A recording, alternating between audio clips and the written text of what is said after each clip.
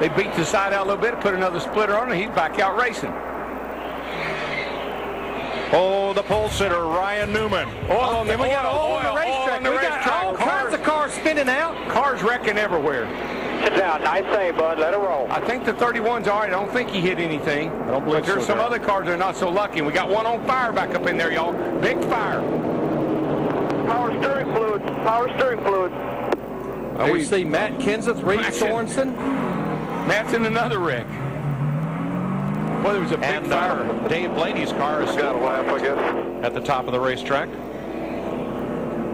Well, and I think there's fire under that 12 car still. Ryan Newman won the Daytona 500. Had only led 3 laps since, but he led the first 30 laps of this race. And J.J. Yaley, who is from Phoenix, Still have brake. high hopes for tonight, has gotten all caught up in this one. Now that did let some of those guys get back on the lead lap that was still out in front of Jimmy Johnson in the 48 car.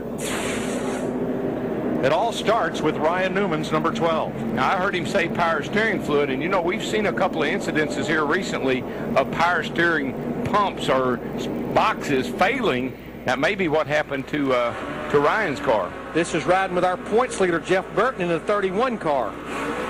Sliding away. They're saying it's a line that's on the to the box itself. Boy, Casey Mears went by on the grass. Here's what Tony Stewart saw. Now watch the 96 Yaley. Oh, that's where he gets the wall. Yep. And then he gets Johnny Sauter. And Tony Stewart, who we're riding with, he just stopped. Best thing to do. We'll see the 5 come down through the grass here, perhaps. Burton is the lucky one. I mean, he's a... Carl Edwards scoots through on the bottom. And here's what just happened to Newman coming onto pit road. Yeah, there's fire up. I can see fire. It's been smoldering under there for about a lap. My goodness.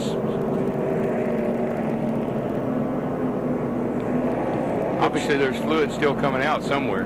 But you're right, Mike. I mean, they won the Daytona 500 back in February. They finally got another top 5 at Texas last week, but then had a post-race infraction with the height of the right rear quarter panel. We talked about Johnny Sauter a while ago in the 70 car. Always has run good here. He's going to have to go to the garage area. Remember, that's a car that came in here out of the top 35 in owner points. Nothing Sauter could do. He had it missed on the low side.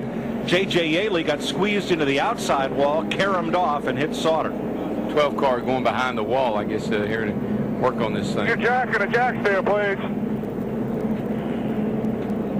Roll, Ryan. Boy, there's all the oil. That power steering fluid is treacherous. Now, Bobby Labonte had just been lapped by Jimmy Johnson at the moment of caution, so Labonte will get the free pass. 4th caution of the night in Phoenix.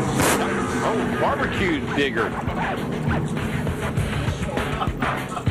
From the Hollywood Hotel with Jeff Hammond, Chris Myers, and a quick recap of where we are. And our own Larry McReynolds got to wave the flag and get the drivers going. And they were roaring in the daylight before it got dark. Jimmy Johnson moving in front of Ryan Newman. Johnson has led 95 laps. Newman 37. Dale Earnhardt Jr. with 3 laps led so far. Matt Kenseth into the wall and then talking about it. That's what happens when we don't do our job there. Kenseth into the garage, came back after sitting for 40 laps. Meanwhile, just moments ago, Kenseth caught up in this. Power steering problems. There's Jeff Burton, your points leader, coming into this, the 8th race of the year. Reed Sorensen involved.